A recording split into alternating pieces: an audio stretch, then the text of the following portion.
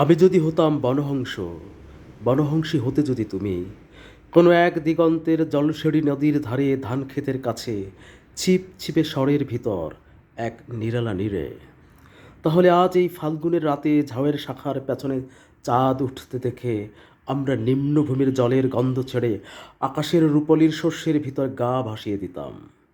তোমার পাখনায় আমার পালক, আমার পাখনায় তোমার রক্তের স্পন্দন, নীল আকাশের কই ক্ষেতের সোনালি ফুলের মতো অজস্র তারা, শিরীষ বনের সবুজ রোমশ নেড়ে সোনার ডিমের মতন ফাল্গুনের চাঁদ।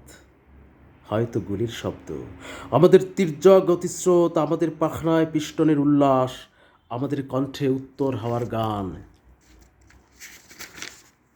হয়তো গুলির শব্দ আবার, আমাদের স্তব্ধতা, আমাদের শান্তি।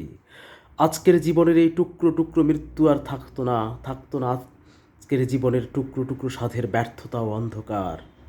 আমি যদি বড়হংস হতাম, বড়হংসী হতে যদি তুমি, কোনো এক দিগন্তের জলশীল নদীর ধারে ধান ক্ষেতের কাছে